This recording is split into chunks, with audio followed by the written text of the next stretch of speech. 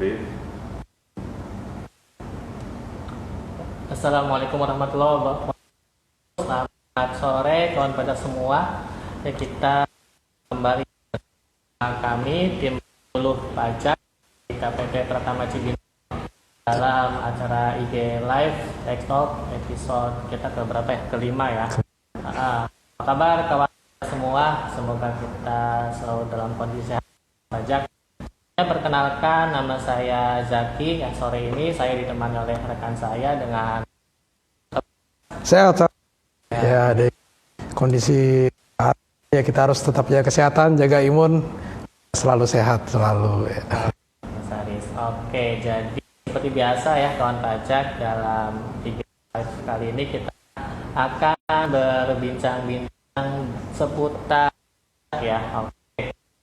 Kita akan tema serba-serbi pengusaha kena pajak atau PKP ya Mas Aris ya. Ya, betul Mas Zaki. Jadi kenapa kita ambil tema tentang PKP ini? Karena memang banyak wajib pajak yang ke KPP Pratama Cibinong itu menanyakan nih tentang apa sih, terus ada yang baru-baru daftar PKP. Nah itu makanya kita sekalian aja coba kita angkat di tema IG Live kita kali ini gitu. Karena memang wajib pajak di Cibinong dia pengen dia baru PKP atau dia PKP yang masih belum tahu nih kewajiban apa yang harus dilakukan sebagai pengusaha kena pajak ya. Betul. Oke, jadi kita awali dari yang paling dasar dulu nih Mas nih. Sebenarnya PKP itu apa Mas? Oke, jadi begini kawan pajak. Jadi berdasarkan Undang-Undang PPN, pengusaha kena pajak yang selanjutnya disebut PKP adalah pengusaha yang melakukan penyerahan barang kena pajak dan atau penyerahan jasa kena pajak yang dikenai pajak berdasarkan Undang-Undang PPN. Maksudkan dengan pengusaha adalah orang pribadi atau badan yang dalam bentuk apapun memiliki kegiatan usaha atau pekerjaannya menghasilkan barang, mengimpor barang, mengekspor barang, melakukan usaha perdagangan, memanfaatkan barang tidak berwujud dari luar daerah pabean, melakukan usaha jasa termasuk mengekspor jasa, atau memanfaatkan jasa dari luar daerah pabean.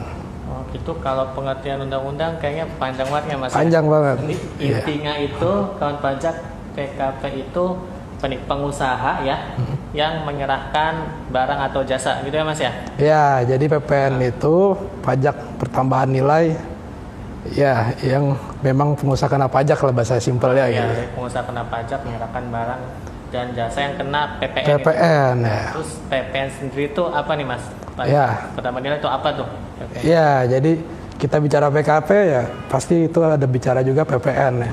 Adapun PPN itu artinya itu pajak pertama nilai ya. Jadi simpelnya kalau kita kasih contoh ya, misalkan PTX itu sebagai PKP dan dia menjual rumah misalkan yang seharga 1M, maka ada PPN-nya kan 11%.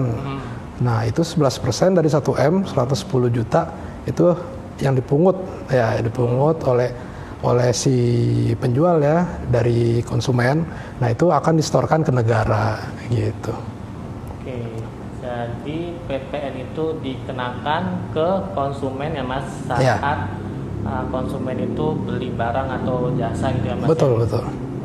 Atau gini ya Pak pajak, misal contoh yang lain ya, kalau misal kita belanja nih ke supermarket ya, itu mungkin tanpa kita sadari kita sudah kena PPN tuh. Kalau lihat di struknya ada PPN sekian itu ya Mas ya. Ya, jadi tanpa kawan pajak sekalian, misalkan kita belanja ke supermarket, nah itu ada PPN-nya kita udah dipungut. Nah itu berarti kita juga sudah kontribusi ke negara dalam bentuk penyetoran PPN karena kita udah dipungut nih setelah kita membeli sesuatu itu. Seperti itu. Oke, jadi sebenarnya kawan pajak ya dalam hal ini PPN itu sangat dekat nih dengan kita. Mungkin kitanya aja nih yang nggak berasa ya gitu ya kawan pajak. Oke, kita kembali lagi ke PKP ya. Jadi terus pertanyaan berikutnya nih Mas ya.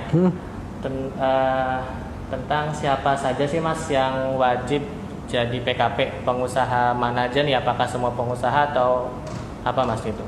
Ya, jadi PKP ini bisa orang pribadi ataupun badan.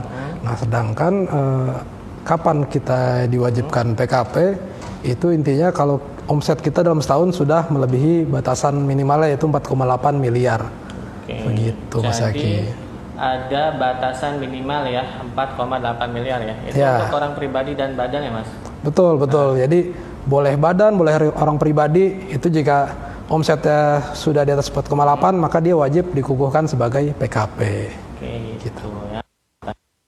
Terus kalau omset kurang dari kan Mas, apakah boleh terus saya jadi PKP misalnya? Iya, boleh Mas Zaki. Jadi jika Mas Zaki ingin jadi PKP walaupun misalkan Mas Zaki usahanya masih di bawah 4,8 miliar dalam setahun, itu boleh-boleh saja. Boleh-boleh saja untuk dikukuhkan sebagai PKP. Jadi banyak juga kan seperti kayak perusahaan-perusahaan yang ingin tender misalnya ke instansi pemerintah, ya itu diwajibkan untuk PKP ya, untuk memungut PKP ya agar bisa transaksi dengan pemerintah. Nah itu boleh walaupun orang pribadi, walaupun omsetnya di bawah 4,8, nah itu boleh untuk dikukuhkan sebagai PKP. Oke, jadi kawan pajak ya, seperti tadi penjelasan Mas Haris, kalau omsetnya lebih dari 4,8 maka wajib ya Mas ya? Wajib. Kalau kurang dari 4,8 M, misal masih rintisan nih ya, masih baru, itu boleh PKP. Ya. Tidak. Ya, jadi disesuaikan saja dengan kebutuhannya. Jika memang membutuhkan PKP terkait misalkan tadi ingin tender dengan pemerintahan misalnya, kan saja PKP nggak dilarang juga. Cuma kalau dari atas 4,8 wajib. Gitu Mas. Terus selanjutnya Mas, misal saya ya pengusaha ada omset 4,8, kapan saya wajib PKP? Ya, jadi jika omset sudah 4,8 miliar dalam suatu masa pajak, suatu tahun pajak berjalan, nah maka wajib pajak itu wajib untuk dikukuhkan sebagai PKP paling lambat akhir bulan berikutnya. Jadi misalkan begini, misalkan Mas Zaki ini pada masa Juli, ya, Juli tahun 2022, itu omsetnya sudah 4,9 miliar. Ya kan? Berarti kan udah lebih dari 4,8. Nah, maka itu harus mengajukan PKP paling telat di bulan Agustusnya. Iya, bulan berikutnya seperti itu. Di akhir bulan berikutnya Mas ya? Betul Mas Agi. Oke, begitu ya kawan pajak. Jadi harus melakukan PKP kalau omset lebih dari 4,8 M ya Mas ya? Ya, betul. Terus pengukuhannya tuh kita ke mana nih Mas ngurusnya nih untuk PKP? Ya, baik. Jadi untuk mengurus atau mendaftarkan sebagai PKP itu kita harus ke KPP terdaftar. Ya, jadi nggak bisa masih belum diakomodir ke semua KPP, jadi ke KPP terdaftarnya di situ tempat kita mengajukan. Oh, masih belum bisa ya, padahal nggak bisa rekan ya Mas, nggak bisa. Harus terdaftar ya. Betul. Oke ya, semoga ada sistem yang lebih memudahkan ya Mas. Iya. Terus nih kita pada PKP nih kalau ya omset masih kurang dari 4,8 yang lebih, masih kawan pajak masih mempertimbangkan nih mau PKP atau enggak ya. Ini apa nih Mas nih keuntungan kalau kita memilih PKP nih Mas? Jadi keuntungan ya untuk sebagai PKP ini, pengusaha ini itu akan dianggap punya sistem yang legal secara hukum. Nah, terus diantaranya lagi kita dianggap perusahaan yang tertib membayar pajak karena saat kita mengajukan PKP itu dicek juga tuh adakah tunggakan-tunggakan kita. Nah sehingga pasti PKP ini yang sudah pajaknya misalkan. Nah terus berikutnya lagi keuntungannya kita di perusahaan yang cukup besar gitu kan karena bisa memungut PPN seperti itu kan. Nah, dan juga seperti yang tadi saya sampaikan di awal itu seperti kita ingin tender ke pemerintahan dan syaratnya. Nah itu keuntungan kita bisa lebih leluasa jualan kemana.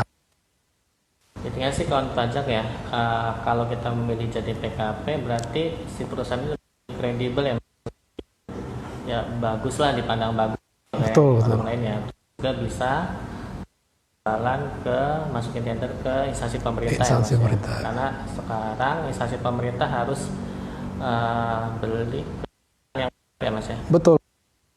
Oke, itu ya keuntungannya kawan pajak. Kemudian nih, ini mungkin yang masih jadi pertanyaan banyak kawan pajak nih Mas nih. Terus bisa dijelaskan kan nih Mas? Kira-kira alur permohonan PKP itu seperti apa, Mas? Ya, jadi begini kawan pajak. Alurnya agak panjang. Jadi yang pertama itu kita mengajukan permohonan PKP itu ke KPP, ya, KPP terdaftar. Nah itu setelah melengkapi syarat-syarat tadi itu, syaratnya ada banyak yang nanti bisa dicek ke KPP atau ke WhatsApp konsultasi. Itu jadi setelah kita menyerahkan itu kita langsung mendapatkan surat PKP, ya, surat sudah dikukuhkan PKP. Karena memang harus dulu nih baru diterima oleh loket. Nah setelah itu dalam 10 hari sejak pengukuhan PKP akan ada tim survei lapangan, ya. Tim survei lapangan oleh petugas pajak. Nah nanti ada petugas pajak nih datang ke lokasi wajib pajak yang mengajukan PKP gitu kan. Jadi pastikan dalam rentan 10 hari itu, nah kawan pajak ini harus berada di lokasi gitu. Jadi saat disurvei, diverifikasi lapangan memang ada di lokasi dan ada kegiatan usahanya. Nah terus setelah itu, setelah disurvei, nah, kawan pajak ke KPP untuk aktivasi akun PKP, ya akun PKP dan permintaan sertifikat elektronik. Ya, jadi kawan pajak akan mendapatkan kode aktivasi dan sertifikat elektronik dan password juga. Nah habis itu kawan pajak bisa mendownload aplikasi e-faktur atau bisa melalui helpdesk untuk menginstal. Lalu setelah itu bisa running menerbitkan faktur pajak. Begitu. Jadi itu ya kawan pajak, mungkin cukup panjang ya penjelasannya. Jadi intinya tadi silakan kawan pajak ke KPP ya untuk pengukuhan, kemudian ada survei lapangan tuh dari petugas pajak ya. Iya. Habis itu kawan pajak ke KPP lagi untuk aktivasi akun PKP. Betul, betul.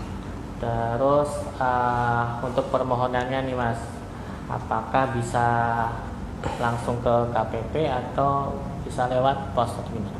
Ya, jadi selain bisa langsung ke loket KPP, itu bisa juga kita kirim permohonan via pos atau jasa ekspedisi. Jadi diakomodir juga nih kalau misalnya ada keterbatasan waktu, udah tinggal dikirim aja via pos atau jasa ekspedisi untuk permohonan PKP-nya, seperti itu. Baik, bisa langsung, bisa lewat ekspedisi ya Mas ya? Iya. Kalau ini saya tanya berdasar pertanyaan banyak kawan pajak. Iya. Ya. Terus kalau datang langsung nih, apakah harus pengurusnya Mas? Ya, jadi kalau datang langsung itu boleh pengurusnya, boleh juga dikuasakan. Boleh dikuasakan. Ya. Namun kalau untuk jika dikuasakan ya tinggal membawa aja surat kuasanya bermeterai seperti itu. Oke, ini ya. Tadi kan ada syaratnya ya. Ini bisa disebutkan ke Mas di sini nih syarat-syaratnya. Mungkin sekilas nih Mas ya, nanti biar kawan pajak tahu syarat permohonan PKP Mas. Ya, jadi diantaranya ada namanya formulir PKP itu kita isi dan ditanda tangan pengurus yang terdaftar di akte ya. Lalu distempel juga perusahaan. Formulir permohonan aktivasi akun PKP, lalu permintaan sertifikat elektronik, fotokopi akte pendirian ataupun perubahan perusahaan jika ada, fotokopi KTP dan NPWP seluruh pengurus perusahaan, dan lalu badan usaha itu wajib sudah lapor SPT tahunan 2 tahun terakhir ya jika memang sudah terdaftar 2 tahun terakhir ya. Begitu, dan seluruh pengurus pun sama, itu wajib sudah lapor SPT tahunan 2 tahun terakhir. Gitu. Terus ada juga fotokopi sertifikat kepemilikan lokasi usaha ataupun surat sewa menyewa misalkan jika memang sewa kantornya. Terus surat kuasa bermeterai jika memang permohonan dikuasakan. Seperti itu. Oke, banyak juga ya. Mungkin yang perlu digarisbawahi ini Mas nih, seluruh si badannya ya, badan usaha atau dan seluruh pengurus harus wajib lapor SPT tahunan ya Mas ya. Betul. Ya. Jadi udah harus beres dulu nih SPT tahunannya baru bisa masukin permohonan. Jadi gitu ya kawan pajak. Jadi seperti yang tadi Mas juga jelaskan di awal, kalau PKP itu seharusnya perusahaan sudah tertib pajak ya Mas ya. Betul. Nanti karena SPT-nya juga bakal dicek gitu oleh petugas loket kami. Jadi pastikan dulu sebelum sebelum mengajukan PKP, kawan pajak sudah lapor SPT tahunan 2 tahun terakhir ya, kalau memang terdaftar selama. Oke gitu ya Mas ya. Betul. Terus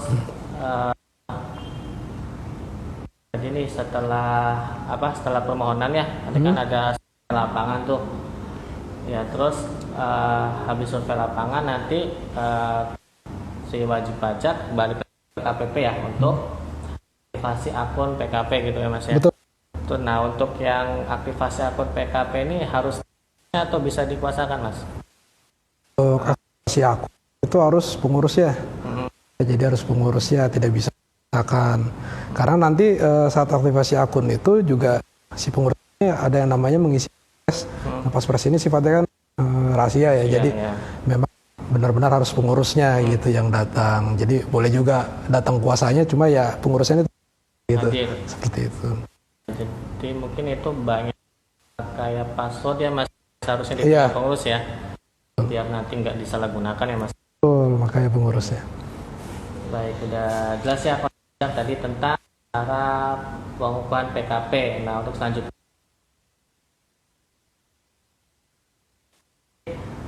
kewajiban aja Mas nih yang harus dipenuhi PKP. Ya, pajak. Kita sudah PKP, itu kewajibannya diantaranya menerbitkan faktur pajak dan memungut PPN dan beli. Nah, terus kita menyetorkan pajak tersebut yang terutang, dan yang terakhir adalah melaporkan SPPN. Berarti pungut pajak ya, pajak, setor, dan lapor. Ya. Kayak gitu ya kawan pajak. Terus kita bahas satu-satu nih dari pemungutan sendiri. Nah, berarti kan itu menerbitkan faktur pajak ya Mas ya.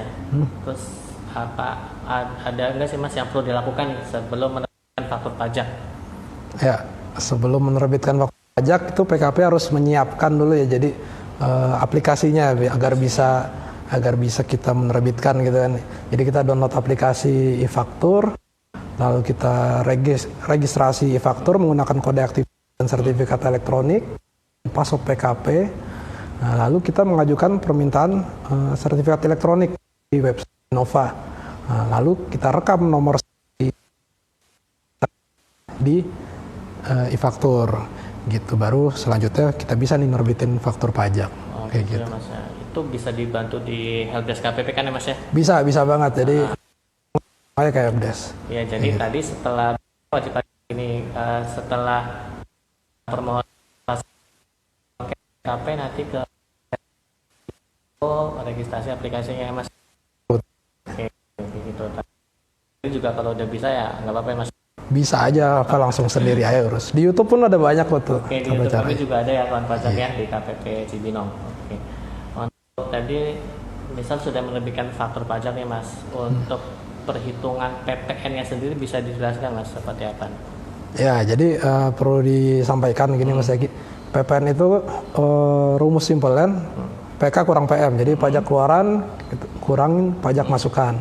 Nah, pajak keluaran itu pun adalah PPN yang kita pungut ketika kita menjual barang ke lawan transaksi. Sedangkan PM itu pajak masukan. Pajak masukan itu atas pembelian barang kita. Nah, jadi rumusnya pajak keluaran kita kurangin pajak masukan. Dan itu pun sebenarnya sudah otomatis ya? Saat menu pelaporan di web faktur. Kayak gitu. Oke, udah otomatis ya, jadi kita nggak perlu ngitung-ngitung PK. Nggak perlu Mas ya. Iya. Oke, kalau misal pajak keluarannya lebih gede berarti di store ya Mas ya? Iya, kalau pajak keluarannya lebih besar berarti tinggal di store aja. Oke, terus cara store-nya sendiri gimana Mas? Ya, jadi setelah nanti kita input PK dan PM di e-faktur, aplikasi e-faktur, di e-faktur ini kelihatan nih kita kurang bayar apa lebih bayar. Ketika kurang bayar, kita bikin nih billingnya. Iya, jadi kawan pajak sebelum memosting, kita bikin billing dulu di pajak.go.id atau di DJP online. Kita buat billingnya, lalu atas billing yang kita storekan tadi, nah itu baru kita input NTPN-nya, baru bisa kita laporkan SPT masa PPN-nya. Oke. Berarti bikin billing ya di DJP online ya Mas ya? Iya. Terus setornya ke? Setornya bisa ke bank atau kantor pos. Oke, bukan kantor pajak ya Mas ya? Bukan, kita nggak bisa. Ya. Oke, bisa sebenarnya di kantor pajak tapi lewat e-banking juga ya Mas ya? Ya, itu pun paling lewat e-banking. Jadi tetap lah duit uangnya disetorkan ke kas negara. Oke, terus nih kawan pajak menambahkan saja ya, jadi store PPN itu cukup sebulan sekali ya Mas ya? Ya. Jadi misal ada transaksi tuh, misal ada 100 transaksi ya kawan pajaknya. Nah nanti PPN yang dibuat itu dikumpulkan aja terlebih dahulu ya Mas, terus di store di bulan selanjutnya ya. Jadi Betul. sebenarnya store masing-masing juga bisa ya set transaksi store, tapi kan bakal repot ya Mas. Iya. Jadi masih penting dikumpulkan, nanti sekalian distorkan sebelum lapor. Gitu. Iya, betul Mas. Terus PPN yang dipungut itu adalah hak negara. Iya. Jadi jangan sampai nih kita pakai dulu untuk operasional perusahaan. Kadang kan kita ngerasanya, oh ini laba kita nih, padahal bukan, itu kan PPN orang gitu ya, harus distorin. Ini perlu disampaikan ya kawan pajak ya, karena PPN itu bukan bagian dari laba ya, tapi itu hak negara ya. Jadi Betul. harus distorkan ke negara. Oke, paham Mas ya. Terus kode setornya berapa Mas di billing itu? Ya, jadi saat kita membuat billing itu ada kode akunnya itu 411211 PPN dalam negeri dan kode jenis setorannya 100 atas masa. Jadi jangan sampai salah nih buat billingnya. 411211 untuk jenis PPN dalam negeri, akun pajak untuk kode jenis setoran 100 ya, akun pajak harus diingat ya. Jangan sampai salah kalau nanti nggak bisa masukin NTPN di web e-faktur. Betul, nggak bisa. Nanti balang nggak bisa lapor deh gitu. Nah sekarang ke yang terakhir nih, pembahasan terakhir tentang cara lapornya, lapor SPT PPN itu gimana Mas? Bisa dijelaskan? Ya, jadi lapor itu ada website tersendiri, itu websitenya di webfakturpajak.go.id.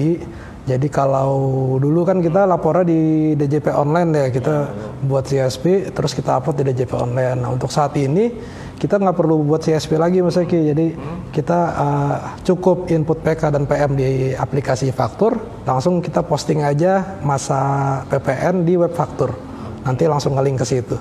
Jadi udah nge-link ya akun pajak yang di input di faktur desktop sudah nge-link ke web faktur ya. Itu tinggal bisa dilihat nih PKPM-nya lebih bayar kurang bayar atau lebih bayar gitu. Betul.